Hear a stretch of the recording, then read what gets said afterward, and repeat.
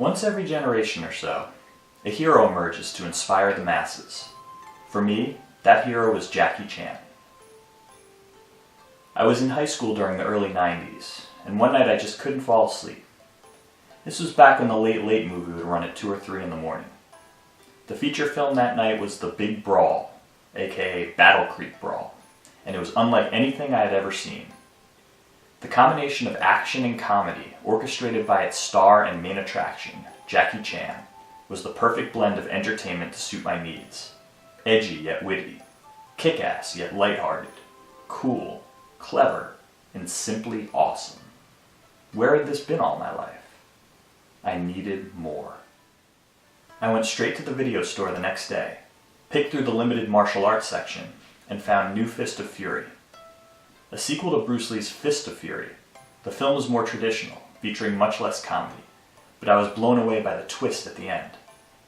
After defeating all of the bosses, Jackie's character, Sing Lung, and the rest of his crew, coming off a high from their victory, exited the temple, where they were gunned down, all of them murdered. Immediately the credits started rolling. I had never seen a movie where the heroes had been killed so abruptly and in such a brutal and unexpected fashion during the final scene. It was remarkable. The Big Brawl and New Fist of Fury were 2 very different films, each exposing me to something that I had never witnessed in cinema before, and the common thread was Jackie Chan. My interest was piqued, and I started watching every Jackie Chan film I could get my hands on, despite the limited selection. 36 Crazy Fists, Snake and Eagle's Shadow, Half a Loaf of Kung Fu, The Young Master, Dragon Lord, Drunken Master.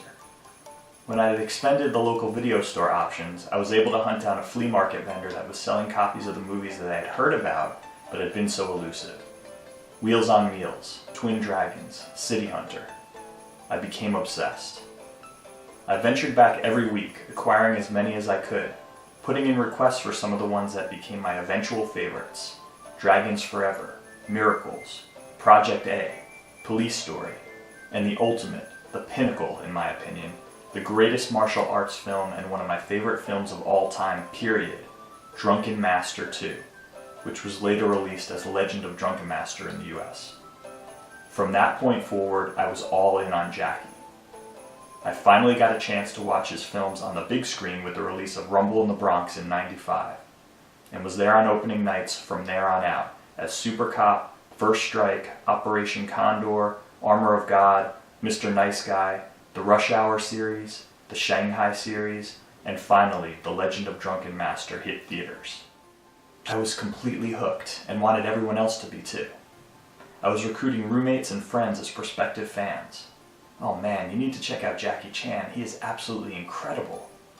I created a Jackie Chan website to the same end, featuring the Drunken Master 2 poster with the faces of the characters representing links to different articles, movie clips, and special features. I put together a highlight video featuring 26 of his films, with a soundtrack of remixed audio tracks from Wu-Tang Clan and Isaac Hayes that I dubbed his name into. I was writing letters to Jackie, collecting memorabilia and autographs, combing eBay for movie props and rare items. I was even scouting locations to perform my own stunts in the name of Jackie. A few in particular come to mind that I'll share with you. In any case, my life essentially revolved around Jackie Chan, and I wanted to pay homage to him in any way that I could think of. I was a student at Rutgers University in New Jersey when I found out that Spike Lee was headlining an event that featured a lecture followed by a Q&A session, so I made sure I was in attendance. After the final question was asked and answered, a crowd of people approached Spike, surrounding him to pass along resumes and seek autographs. As he signed my vintage Air Jordan Flight Club card in the name of Mars Blackman, I had a chance to get a question in. "Spike, would you ever do a movie with Jackie Chan?" I asked. His eyes lit up with an enthusiastic, "Yeah." I followed up with, "So you're a fan?" His eyes got even wider as he exclaimed, "Yeah, big fan." It seemed like in that moment he stopped thinking about the frenzy of crazed fans surrounding him, and his thoughts drifted off to the possibilities. For a brief second, before the mob swallowed him up, we had bonded through a single common denominator, Jackie Chan. I broke the story on my website, envisioning his next film, Drunken Master 3, a Spike Lee joint. As an integral part of everything I was involved with at the time, Jackie was a way of life for me.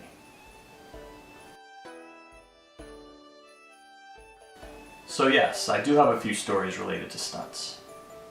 As I mentioned, I was a college student at Rutgers, running around the city of New Brunswick with my friend Joe, trying to figure out what crazy stunts we might try out. What would Jackie Chan do? I would look across Easton Avenue, nudge Joe and say, I bet Jackie could run up that wall, flip up onto that awning, grab that ledge, scale the rest of the building, and jump across to the next one. You think we could pull that off? Every once in a while, we would hype ourselves up enough to give it a shot. One day, we decided to check out the roof of a 3-story parking deck for stunt opportunities. There was a neighboring building separated by an alley that seemed like an ideal candidate. What would Jackie do? The plan was to jump the gap from the deck to the roof of the adjacent building, reminiscent of the balcony jump in Rumble in the Bronx. The trick was that we were on rollerblades at the time, so the only plausible option was to try it in our socks. We psyched ourselves up before psyching ourselves out, thinking about the repercussions of a slip or a stumble. I thought to myself that this would be a piece of cake for Jackie, and gathered up enough nerve to go for it. I broke into a run, headed for the gap, and took a leap of faith, successfully clearing the alley and landing on the neighboring rooftop. It was an exhilarating feeling, but the job was only half done. I realized when facing the return jump that the edge of the parking deck was slightly higher, leaving less room for error. At this point I was getting nervous, but didn't give myself enough time to worry, taking a few long strides before throwing myself forward and clearing the ledge. It was a unique sense of accomplishment in overcoming the perceived danger, a scenario I imagined that Jackie faced throughout his career. In my mind, it would have been Jackie Chan approved, especially since I survived. Years later, I had the opportunity to put that skill set to practical use. My wife, who was my girlfriend at the time, and I were hanging out at her apartment during the summer, and we went out to run an errand, accidentally leaving the keys inside as the door locked shut behind us. Her initial thought was to figure out how to contact a locksmith to let us back in, but I had a much more sensible plan. What would Jackie do? It was a nice enough day that we had been using the balcony terrace, and we happened to leave the sliding door to the balcony unlocked, so all I needed to do was to find a way to get to the 4th floor, and problem solved. Using Jackie Chan-like resourcefulness, I scanned my surroundings, locating a spare crutch that I might use to prop myself up and climb to the raised balcony of the 2nd floor apartment. From there, I would just need to stand on the balcony rail, climb to the balcony above, rinse and repeat. I propped the crutch against the wall and used it as a makeshift ladder, reaching the railing and methodically working my way from one balcony to the next, reaching, stretching, climbing, and balancing, until I had pulled myself up and over the final rail and onto my girlfriend's balcony. Again feeling accomplished, I opened the sliding door, unlocked the apartment door from the inside, and earned a hero's welcome. This time it was a stunt with a purpose, saving money, time, and extra aggravation. All thanks to Jackie. I mentioned my propensity for combing through eBay listings for Jackie Chan props or rare items. One such search brought me to a listing that I couldn't have made up if I tried. The seller was from California, and the description indicated that he was at LAX, the Los Angeles International Airport, waiting for his flight to arrive, when the man himself, Jackie Chan, just happened to walk by. He had been eating a sandwich held together by plastic wrap, likely one of those grab-and-go airport sandwiches. As he walked by, he discarded the remainder of the sandwich in a nearby trash can. The eBay member thought it plausible to fish the sandwich out of the garbage and post the listing, wondering if there was a crazy enough Jackie Chan fan who might want to purchase it. At first I laughed at the notion. Then I started thinking about it more. It would be rather strange, but pretty cool to have that sandwich in my possession. And why would someone fabricate that story? There was no real profit to be made. The opening bid was $1, with a few bucks shipping. I would probably spend $5 for that sandwich as a conversation piece alone. I put in a bid, which turned out to be the winning one. I guess no one else was crazy enough. I was in graduate school at Rutgers at the time, and received the sandwich in my P.O. box about a week later, inspecting the contents. Wrapped up, half-eaten ham sandwich, lettuce, tomato. I was in awe that Jackie Chan had actually taken a few bites out of it, and there it was in my hand. I secretly pondered if it held hidden powers. I know it sounds crazy now, but it made perfect sense at the time. I stored the sandwich in my office mini fridge and forgot about it for a while. Also around that time, I would go on adventures around campus with my friend Jessica. We conducted investigations related to local mysteries, paranormal and otherwise, under the Rutgers Rarities and Unexplained Phenomena moniker. Jessica was into the supernatural aspect of RR, in search of paranormal activity. I was more interested in the urban exploration, the rich local history, the secret underground tunnels, mysterious bell towers, and hidden graffiti meccas. Of course, I was always on the lookout for potential stunts as well. Fast forward to several months later, and the RR team was conducting an investigation on site at a historic bridge. I noticed a walkway that hung just below it, spanning the 1,902-foot length while traversing the Raritan River, 202 feet above the water at its highest point. I scoped out possible options for reaching the walkway, but none of them seemed plausible. What would Jackie do? A thought clicked in my head. This was a job for the sandwich. We drove to my office, grabbed the Jackie Chan sandwich, and headed straight back to the bridge. It was time to unleash the power. Without another thought, I took several bites of the 5 or 6 month old sandwich and went to work, climbing a scaffold, scaling a concrete pillar, shimmying along the bridge supports, carefully transferring from one section to the next, ascending further along the structure and higher above the ground. I found a narrow gap that required unfastening my belt so I could make myself skinny enough to squeeze through. After navigating all the obstacles, I had finally reached the walkway beneath the bridge, also free to explore the unguarded massive pillars 200 feet above the old Raritan. This was the same structure that Detective Vin Makazian flew past as he leapt to his death in The Sopranos.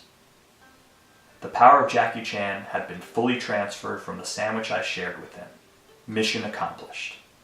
Weeks later, I would reach the same walkway from the other side of the bridge, a feat in and of itself that was captured in an account written for the Rutgers Rarities website. Recalling that day, I described it as such. The rush of adrenaline overshadowed any sense of achievement or accomplishment.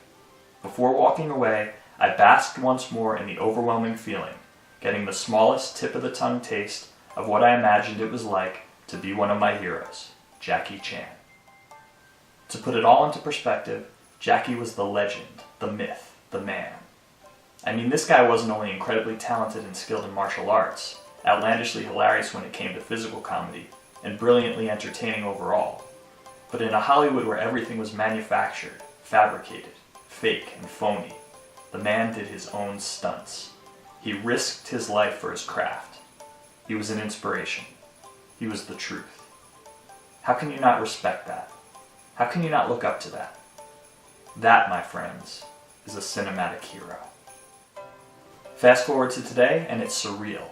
Coincidentally, my son's absolute favorite movie is the Lego Ninjago movie, in which Jackie stars as Mr. Liu and lends his voice to the Master Wu character. While I didn't instigate that connection, it did give me the opportunity to further introduce my son to Jackie, showing him the highlight video I had created, gushing over all of Jackie's amazing feats. I was proud to show off my fandom, as it turned out my son was already a fan in his own right.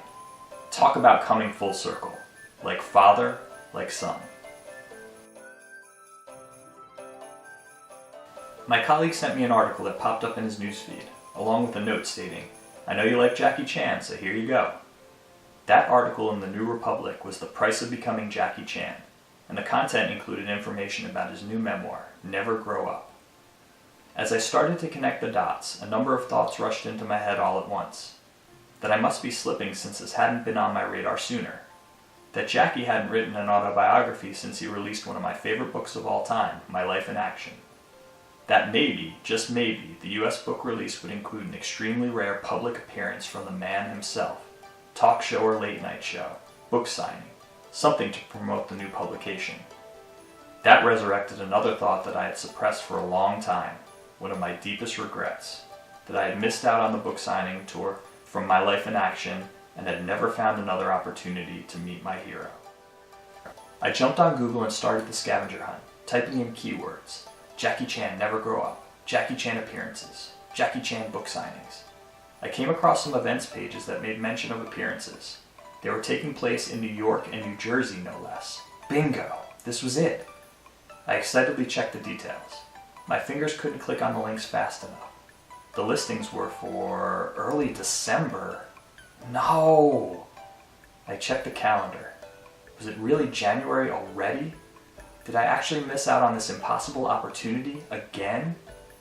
My heart sunk as it appeared as though my chance, probably my only remaining chance to meet the master, had passed. I continued to look for opposing information. There was another book signing listed, but it was in England, and it was canceled as well. There were no other events planned for the US. This was a disaster. I continued to look for any other opportunities and located an updated posting on a different site. The previously scheduled events had been canceled? What did it all mean? Were they permanently canceled like the one in London was? Were they postponed until a later date? Would there be another chance? I checked the Bookends site for the New Jersey signing. Yes! It had been rescheduled for a few weeks later. I hadn't missed it, but the event was also listed as sold out. My roller coaster of emotions continued. I called up Bookends and they mentioned that the previous event had been sold out, and the only possibility was to be added to the wait list, which was already very long, and hoped that a number of people who held tickets for the original date couldn't make the new date and would call in to cancel. I asked to be added to the wait list, despite the slim chance. I then proceeded to locate the Facebook event listing, cross-reference each person who indicated that they were attending, and messaging all of them to see if anyone was willing to sell me a ticket. Surprisingly, half the people I contacted were nice enough to get back to me, though understandably, all of them were superfans who would not part ways with their tickets. With hope fading on New Jersey, I continued the search. I went to the Barnes & Noble website and checked to see if the New York event had also been rescheduled. Yes, there was a new date, and it was a wristband event that gave everyone a fair shot to attend. So you're saying there's a chance. I was ecstatic just to have another opportunity, that it hadn't already taken place, and that it wasn't sold out. With renewed vigor, I began to formulate a plan, and the mission was crystal clear. Do anything in my power to make sure that I didn't miss the chance at something I thought might never be possible again. To meet the one and only Jackie Chan. As I worked out the details, there were a few things that I anticipated. That I was going to have to wait there all night. That it was probably going to be cold given the time of year, and that I might have to do it alone. All of these factors, even at their worst, were a small price to pay to earn the ultimate prize. While I was willing to make the pilgrimage alone, I contacted Joe, my partner in stunts, to see if he could join me, but he wouldn't be able to get there until the morning. I wasn't worried about that aspect. I figured that I could make friends with other Jackie fanatics, and judging by the response that I received from the Facebook messages, I was even more confident that the majority of his fan base was likely to be friendly and helpful. The plan was to drive from Maryland, my loving and supportive wife more than happy to take care of the kids while I went on my crusade, meet up with Joe in New Jersey for dinner, take the train into Manhattan, visit my mom for a bit, and scope out the scene in front of the Barnes & Noble that evening to see when I should plant my carcass down and start waiting. I mostly kept the plan to myself so as not to jinx it, but when I mentioned it to a handful of colleagues, I was met with a look of disdain. Why are you doing this? I countered. Is there one person in the world who you would do anything to meet? Think about it. Is there someone you would go through great lengths to get a few seconds with, shake their hand, take a picture with, get an autograph, ask a quick question to, let them know that they're your hero? Some had immediate answers as to who they would choose. Even some regrets recalling missed opportunities from their past. Hopefully I put it into some form of perspective for the haters. This was my mission, and I would not be deterred. Uncoincidentally, it was Martin Luther King Jr. Day when I initiated execution of the plan. It was fitting that one hero would be honored on that day, and that I could possibly meet mine on the next. By then, it was widely reported that the temperatures would be in the teens, with the wind chill making it feel like sub-zero. I had been a ball of nerves ever since I figured out there was a possibility that this could actually happen. The opportunity was in front of me now, and it was my responsibility to see it through. In my mind, my efforts needed to be flawless. If something fell through for any reason, it couldn't be because I didn't exert every bit of energy and exhaust every option to make it happen. During the drive to New Jersey, I used the downtime to call up a few friends and catch up. I was able to get a hold of Jessica, and I let her in on my plan, sharing my itinerary. She immediately showed interest in helping me out. The one negative was that I did not want to subject anyone else to the frigid temperatures for that length of time on my behalf. It was my mission, and I kind of looked at it as a rite of passage, a self-sacrifice I needed to endure to earn the right to meet the master. As I was trying to decide, it seemed as though Jessica's mind had already been made up. It was looking more and more likely that a reunion of the RR team would be incorporated into the plan. After arriving in New Jersey and enjoying an excellent dinner with Joe and his girlfriend Alexandra, they mentioned that they were driving into the city that night and could drop us off. It was a welcome adjustment to the plan. I stopped by to visit my mom for a little while before Jessica and I made the trek to Barnes & Noble on Fifth Avenue to survey the scene, and as advertised, it was extremely cold during the journey. The wind whipped through the city streets, reminding us that this would be no joke. However, as the clock ticked closer to midnight, the cold took a backseat to how nervous I was about what we would find when we arrived at our destination. As we got closer and closer, I didn't see a line forming around the block as I had envisioned. In fact, there was no one else there. Apparently the frigid temperatures had scared everyone off. This was just what I was hoping for. I felt a little more secure that the plan was not in jeopardy. Jessica and I, already freezing, decided that we could afford the opportunity to stay out of the cold for a little longer, so we looked for a place to thaw out in the city that never sleeps. We walked to Times Square a few blocks away, realizing that it must be cold if even that area was empty, and eventually made our way to the Pig and Whistle. After spending almost 2 hours there, biding our time, staying warm, thankful for the walls surrounding us, we headed back to the site, my mind filled with visions that the line would suddenly be wrapped around the block. It was 2 a.m., and it appeared as though someone had set up shop in front of the store, but a legitimate question came up. Was this a homeless person who just happened to choose this location? Or was it another Jackie Chan superfan? Even during the approach, it wasn't certain, as the mysterious figure was bundled up from head to toe, cramming himself into a human-sized cocoon of a sleeping bag. I walked up to the person, made eye contact, nodded my head, and asked, "Jackie Chan?" As if accepting the password to enter a speakeasy, the two words were met with a matching nod, and I knew we were good. This was Earl, and he wasn't planning to move for the next 6 hours. It was that level of dedication that I could relate to, so I made the easy decision to shoulder up, electing to join him in being voluntarily homeless for the rest of the icy morning. While it was way too cold and way too early to candidly converse, Earl, Jessica, and I spoke in short spurts, for as long as our exposed lips could handle it. Earl mentioned that his friend would be joining him shortly. With the Embassy of the Philippines staring back at us across the street, playing torturous videos advertising the gorgeous sandy beaches of the islands, Earl and I realized that we shared a common bond, that we were both Filipino, me half and him whole, my half Filipino self wholly wishing I could immerse myself in the promotional videos at that very moment. Suddenly a van pulled up to the curb, the window rolled down, and the driver shouted, "You don't have to do this, you know! You're crazy!" before fleeing the scene. "Do you know that guy?" I inquired. "That was my dad," answered Earl. It was apparent that no one else wanted us out there, that no one else understood. We knew what we were there for, and we weren't budging. Jackie Chan or bust. Not long after, another figure approached. Also wrapped up like a mummy with only his eyes exposed, he asked, "You guys here for Jackie Chan?" I issued the same confirmational nod that Earl had used on me, and the newcomer appeared to be relieved. I feel like everyone feared that the event might have been canceled again, but they were the last to know. He switched topics to the next order of business. "Do you know if any bars are still open? I gotta get my drink on." We told him about the Pig and Whistle up the block, mentioning that they would be open until 4 a.m. This was Jackie Chan superfan Jose, and before he set off on his quest for alcohol, he mentioned that he had made the pilgrimage from San Diego just to be there. We were all impressed by his next-level commitment, and then immediately concerned that he might actually die here on these streets in our presence. Like Ron Burgundy, Jose was used to the perfect weather all the time, and the shock to his system might just be too much. He admitted that he had ventured into the back of his closet and packed every long-sleeve article of clothing he owned, putting them on layer by layer.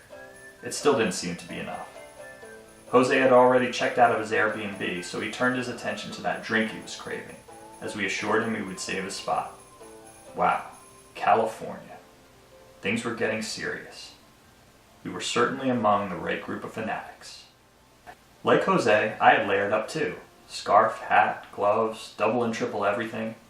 But the cold was still seeping through the crevices as the brutal wind ripped down Fifth. There was a shallow nook at our spot in line that Jessica holed up in for partial cover. None of it was enough. We might not make it. This especially felt like the case when I hit a wall a few hours in, shaking and shivering, unable to get warm. As I curled into a ball in the middle of the sidewalk, another figure appeared. This figure had a glowing aura, appearing to float toward us. I was already delusional enough in that moment to convince myself that this was an angel descending upon us, hopefully not the angel of death arriving to extract me from this earth. Thankfully, I had been spared. This was Hannah, the Korean koala, the angel from down under, answering our unspoken cry for help with a soft mat to sit on and a blanket to help keep us warm. She was Earl's friend, the one he had been expecting, and I gladly gave up my second spot in line to make room, as she had arrived with a massive blanket and mentioned in her lovely Australian accent that it was large enough to share. Survival was the call of the hour, and Hannah was our well-prepared savior, helping us meet our most basic of needs. Once Jose returned from his beers and shots, the Elite Five, a term coined by Earl, much like Voltron, had fully assembled. Earl, Hannah, myself, Jessica, and Jose. With a new title under our belt, the waiting game continued. Soon after, the crowd began to expand, as the terrific 10 and eventually the treacherous 20 arrived on the scene. There was a couple from Boston, worried that the Patriots chairs they had purchased before they left for the airport might cause issues on the mean streets of NYC. There were 2 girls from Toronto who were well equipped for the weather, more prepared than, let's say, a California resident. Another Bostonian showed up, greeting everyone. He had also shown up the previous night, prepared to go the extra mile if need be. Hector, decked out in his authentic kung fu hat and matching outfit, came from Queens to join the line. While he was a Jackie Chan fan, he was also one of the biggest Bruce Lee fans on the planet, possessing one of the most impressive memorabilia collections of the dragon in existence, as I later learned. Some fanatics had even traveled from South America for the event.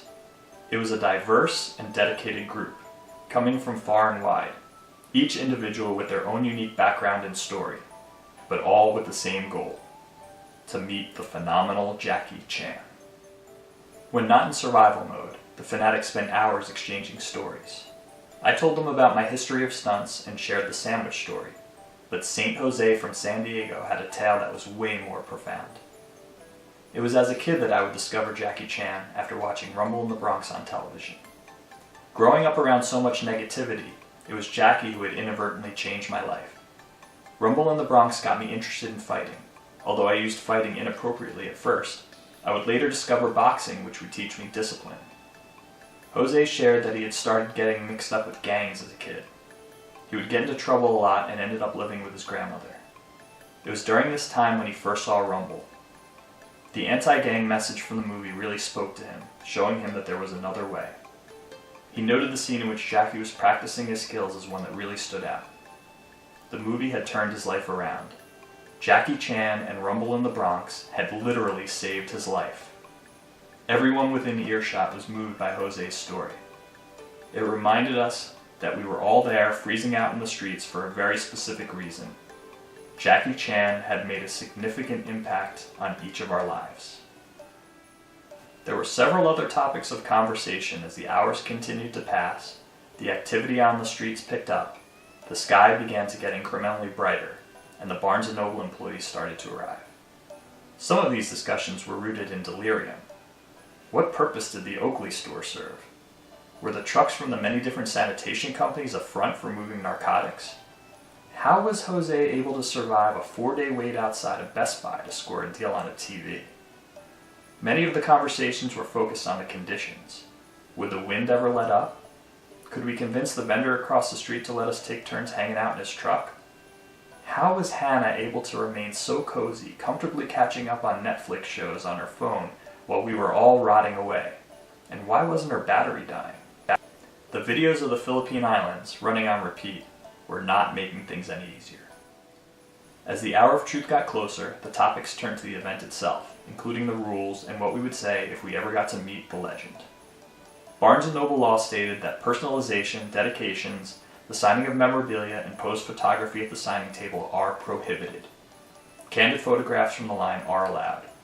There is a 2-book limit per customer. The sticking point was the one about the posed photography, as every one of us was after that photo, selfie or otherwise, with Jackie.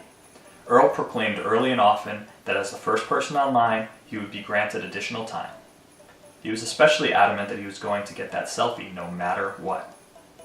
Earl had a big responsibility, as we would look to him to set the tone, to see how flexible the staff was with the rules. Hannah had a plan to keep her everlasting phone on video mode, recording the entire encounter. Jessica had mentally prepared a flawless speech. Hector had an authentic kung fu outfit that stood out in the crowd. The outgoing guy from Boston had a well-rehearsed script, in Cantonese no less. I had a GoPro-style camera that I planned to clip to my book bag strap while filming with my phone. That much I had worked out, but I was an absolute wreck when it came to figuring out what to say and do when my turn came up. The time would be severely limited. Should I try to quickly explain the sandwich story, or close the loop on the Spike Lee connection? I felt like I was particularly annoying while agonizing over my options.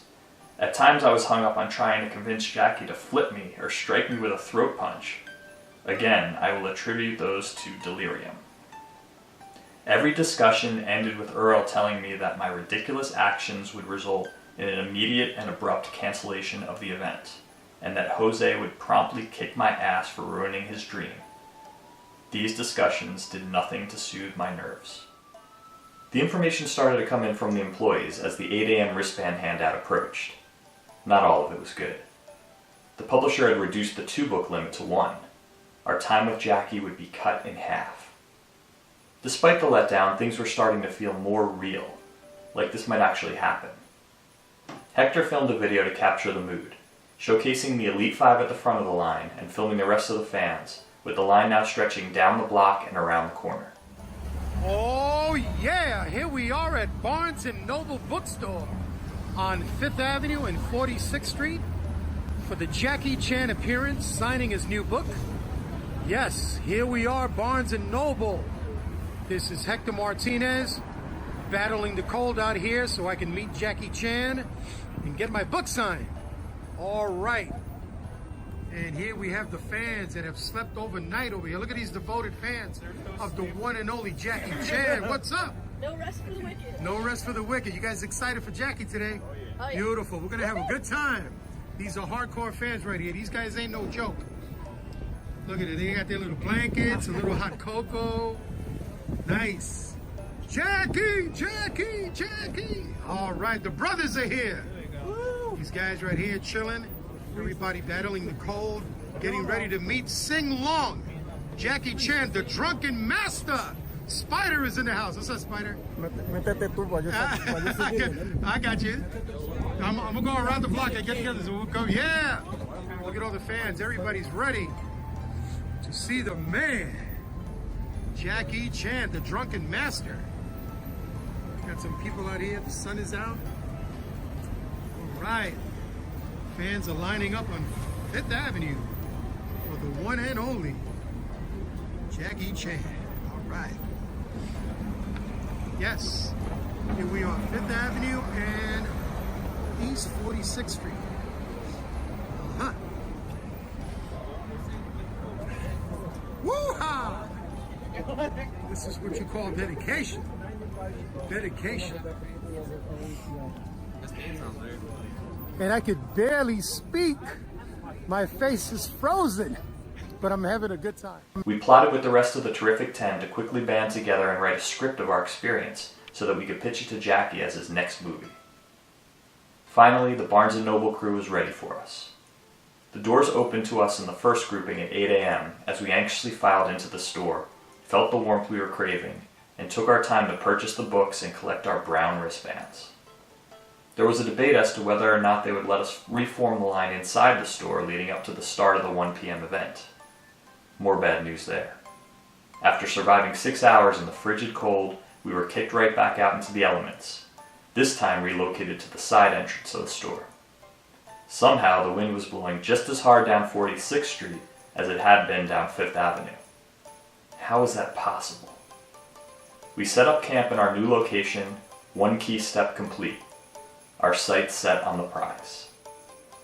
For the next several hours, the Elite Five took turns staying warm in the store, using the restrooms, finding food, recharging devices, and sending confused people to the end of the line.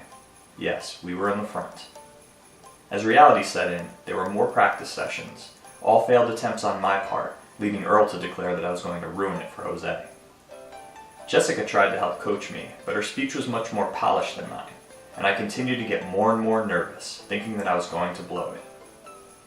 My friend Joe showed up mid-morning and was able to secure one of the last remaining blue wristbands. I introduced him to the rest of the Elite Five. By that time, I felt like I had known them for ages. Joe found his place at the back of the line as the Elite Five anxiously awaited for the arrival of Jackie and their big opportunity. Everyone was on high alert, sharing social media info about his whereabouts. Apparently he had stopped to sign autographs for freezing fans after his Good Morning America appearance, pointing out interesting vehicles that pulled up to the curb to see if he would step out, and continuously shaking down the employees. Apparently the first 30 or so would be let in the first wave just before 1 p.m. More signs of life were budding. An official JC Group cameraman was on the scene filming the crowd. We started cheering, yelling messages to Jackie. Earl even gave a brief interview, mentioning that we had all been there since 2 a.m. There was an air of excitement, as we all suspected Jackie must be close. Every minute past 1 o'clock felt like an additional hour, but after 15 minutes, the door finally swung open, and we were directed in. It was go time.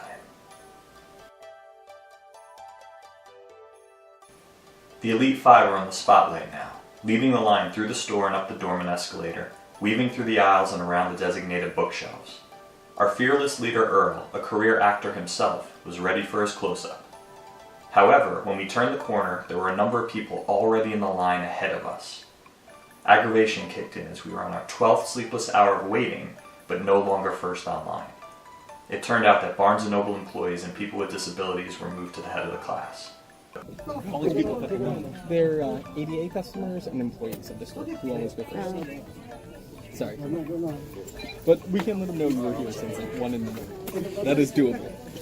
All of those negative feelings quickly dissipated as we turned the next corner, fixing our eyes on what appeared to be a mirage in the middle of the desert.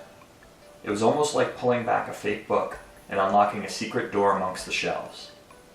Could it be? Was it possible? I couldn't believe my eyes, but the more I looked, the more it proved true. It was Jackie. He was right there. My heart was beating through my chest as the line slowly shifted forward, and I inched closer to my moment. I scrambled to adjust my GoPro-style camera, ensuring it was recording. I made sure I had my book in hand, ready to hand off for signature. I had my phone out, snapping shots and recording videos during the brief moments in between each meet and greet. I couldn't think anymore about what I wanted to say or what I was going to do. It was just going to have to flow naturally, whether my many hours of preparation with the Elite Five had helped or hurt me. I did feel some sense of relief as I watched each person approach the master. They were all posing for pictures with Jackie, and he was obliging. The no-pose picture rule was out the window. If they were getting theirs, we sure as hell were too. We were the Elite Five, damn it, and our 12 hours in icy conditions had at least earned us that much. Before I knew it, we were near the head of the endlessly snaking line. Our leader Earl was up first. He approached the legendary figure and represented our cause, letting Jackie know that we were the first to arrive, the most dedicated fans, and expressing how much of an honor it was to meet him.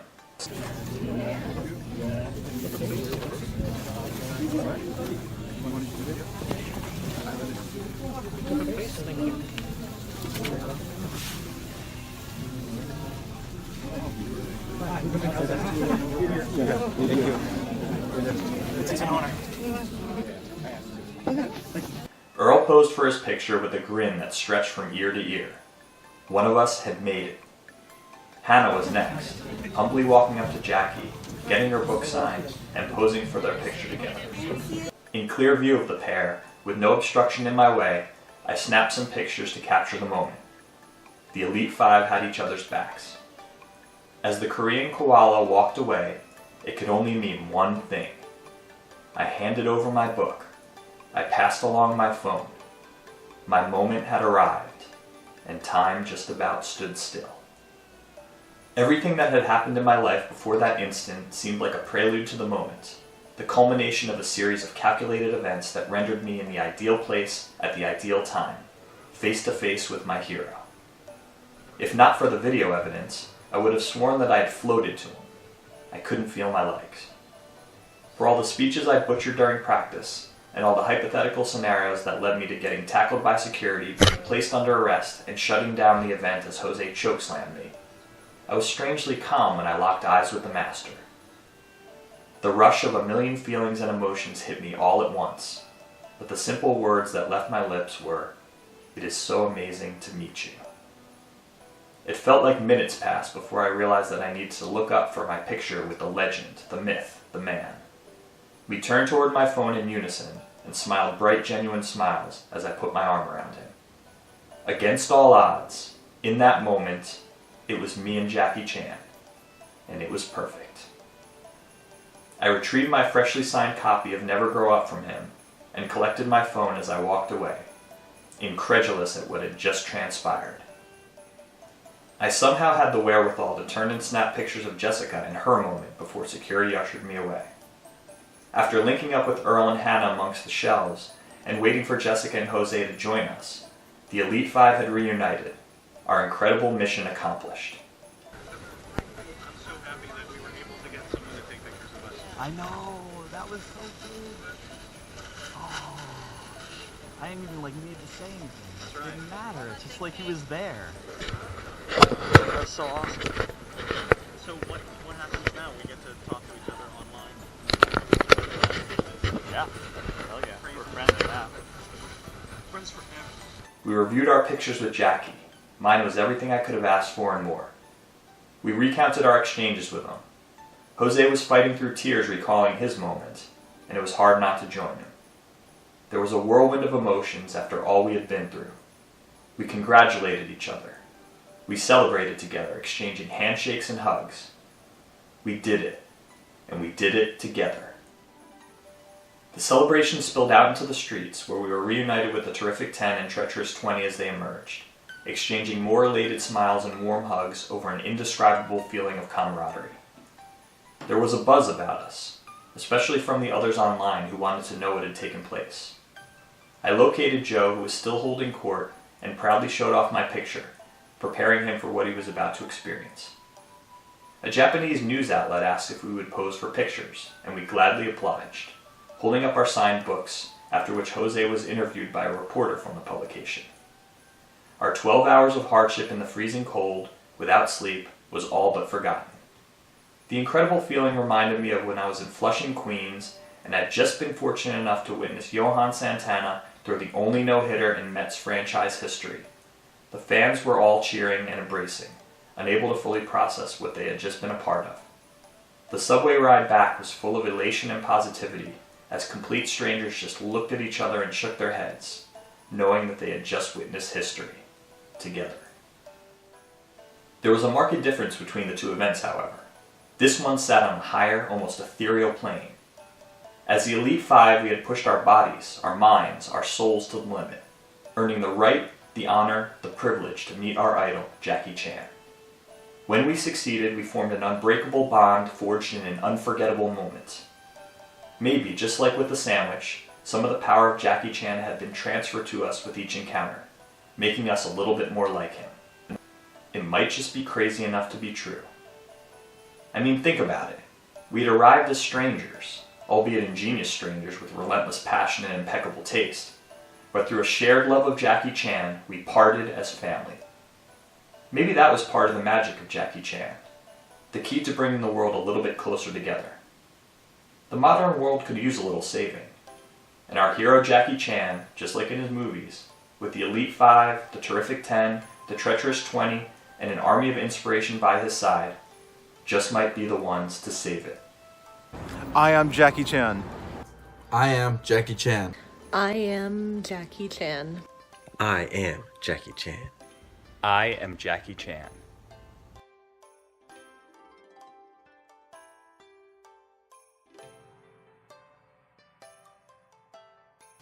The ecstatic fanatics from the Elite 5, Terrific 10, and Treacherous 20 took to social media to share their photos with Jackie and pay tribute. Their words captured just what the experience meant to them individually, with words like goosebumps, electricity, magical, bucket list, and life goals. The words from each member of the newly minted Elite 5 also expressed what it meant to them as a group. I will leave you with these thoughts and those words. Hector. Meeting the Drunken Master for the third time was a charm. What a blast we had on Fifth Avenue this morning. The fans came out from everywhere, the East and West Coast, and as far as South America, to see their favorite kung fu star, Jackie Chan. 0-degree weather couldn't stop us. It was electricity everywhere. And I'll tell you this, he really got a kick out of my outfit. Mad. Words cannot express the spontaneous check off my bucket list. To meet the man that inspired my love of the arts. The man who taught me to never give up. The man who taught me that you should never grow up. Just speechless. Thank you, Jackie, for taking the time to meet just one of your countless fans. Jessica.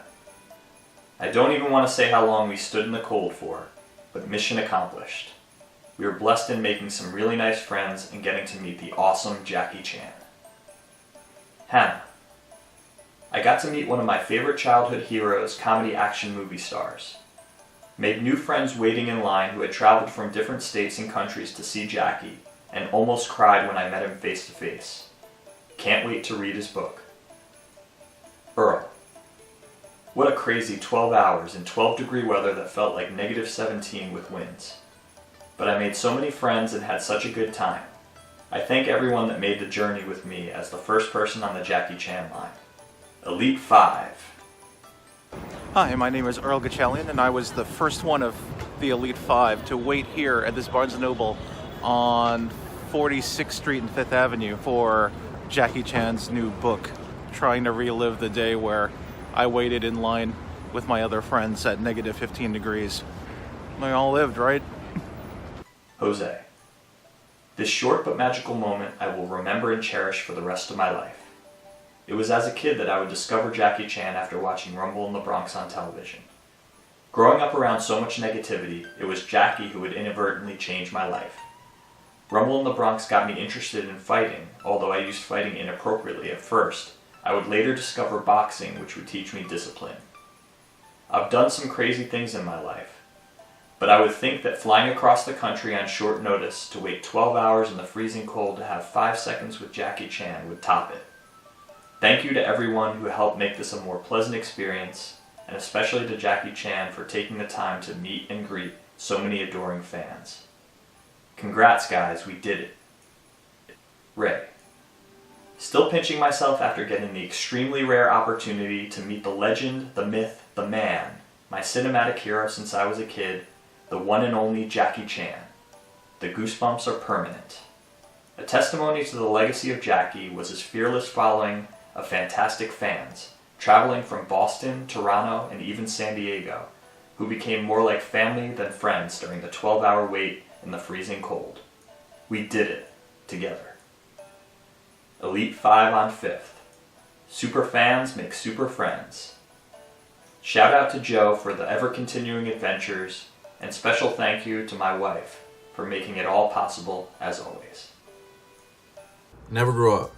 Never grow up. Never grow up. Never grow up. Never grow up.